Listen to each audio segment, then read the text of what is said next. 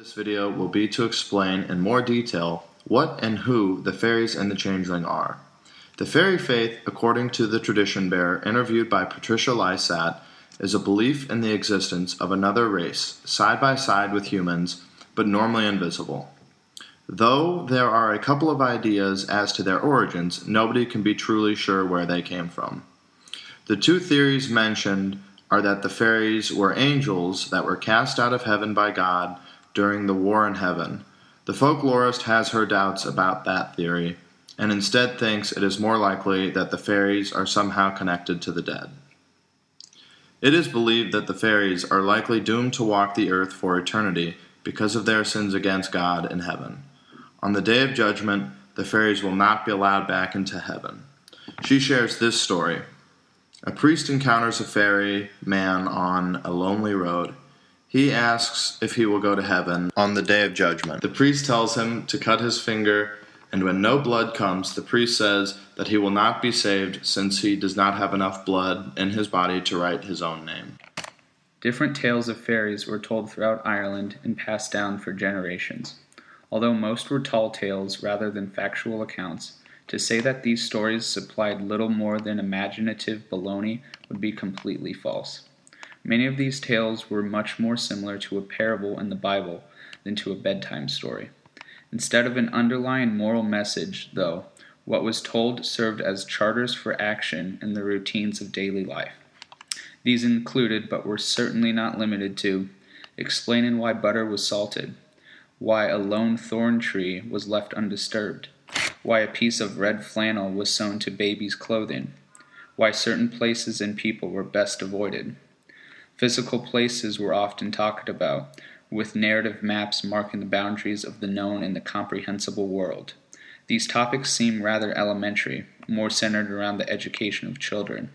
However, this was not always the case. Many stories gave insight for adults as well. Some examples include cautioning against the departure from social norms and euphemisms for anything ranging from drunkenness to marriage infidelity. So the telling of these fairy tales in Irish culture undoubtedly carries more significance than an outsider may originally presume. The changeling is a creature that appears in many fairy legends. Essentially, the changeling is a sickly substitute of a human that is left after the fairies abduct somebody. Some historians guess these changeling theories were affiliated with diseases, disabilities, or disorders occurring during the time. Questions really began to rise after a mortality statistic report of the 1851 Census of Ireland was released. Census officials stated that children's deaths from wasting and tubercular disease had increased the superstitious ideas that respected the changeling theory, and that many peasants unknowingly had fairy-stricken children. In The Changeling by Seamus MacPhilip, he looks into articles such as Lady Augusta Gregory's vision and beliefs in the west of Ireland, and through the Irish Folklore collection of the Department of Irish Folklore, to examine several first-hand accounts of the supposed changeling. Lady Gregory tells the story of a policeman who had arrested a woman who had laid her daughter on a hotbed of coals because she was away with the fairies. The story goes that a county council worker in Limerick described how he once went into a house where one child in the cradle looked very strange to me. He sat up in the cradle and said to the children that was about the house to go and bring down his father's razor until he'd shaved the gray hair off that fellow. I ran for the door. I met the mother going in towards the house with a tin can of milk, and I told her what had happened. "Oh, he's 7 years there," she said, and never spoke a word of talk. "Don't keep him any longer, ma'am," says I. "Put down a fire and tell him you'll out him into it, and your child might come back." The presence of symbolic characters and items can be seen through changeling stories, such as the reference to a tailor, because his career involves traveling from house to house, having first-hand experiences with the children who were taken over by another being. Another story describes a woman handing a baby outside to another feminine figure who's trying to run off with the child. In other versions, a person overhears a dispute between these fairy kidnappers over the control of the child and shouts, "Give it to me," where it is thrown to a man and rescued.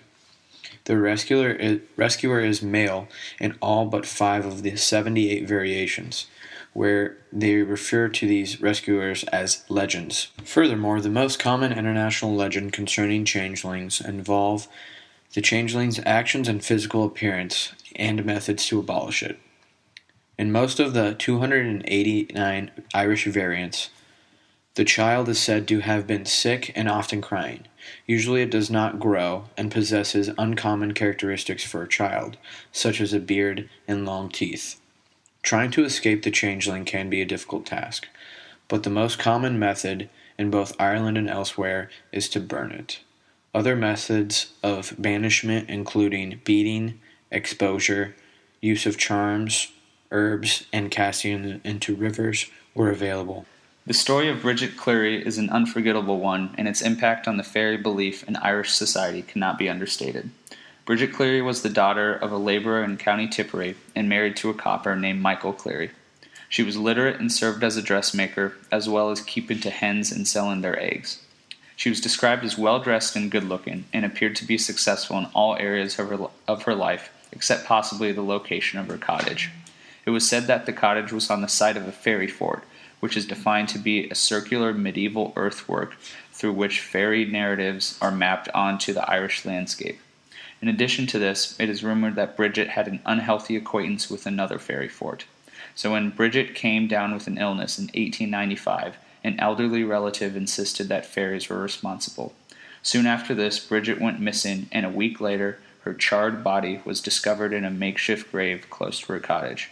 She was burned to death in her own home by her husband, who explained it as the culmination of a process designed to bring her back from the fairies by expelling a changeling left in her place.